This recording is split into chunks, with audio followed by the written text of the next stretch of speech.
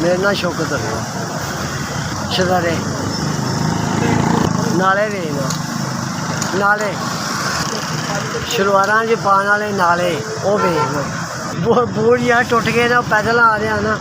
तो टुट गए ना मैं सब दुआ कर रहा कि कोई रेहड़ी लभ जाए तो मेरी कोई छुट्टी कर लो टुट गई मेरी कोई टुट गई बड़ा हूँ औखा हो गया जाने 70 वजह की बुजुर्ग महंगाई है गुजारा नहीं होता है जी बच्चे ने उन्होंने अल्लाह जिंदगी दे वो मसा अपना आप ही पेट पालते हैं वो मेरे वास्ते कुछ नहीं कर सकते इस वास्ते करके वो मजबूरी है कि काम करने पैंदा काम करने तो बगैर गुजारा नहीं है मैं अपनी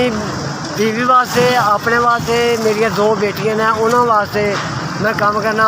ताकि उन्होंने कल नूं भरावां दे कोलों कोई ऐसी उम्मीद ही नहीं है अभी ताकि वो उत्थे जमीन ना हो मैं भी गल सही जी मैं आप देना उन्होंने को मिलता भी कुछ नहीं ना कुछ देंदे ने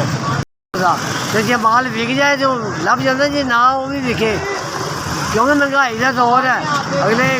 रस्सियाँ पा के भी गुजारा कर लेंगे ने प्लास्टिक पा के गुजारा कर लेंगे ने इस वास्ते करके गाहक मोबाइल का नंबर बेटा 0304 42 46 961 शौकत अली मेरा नाम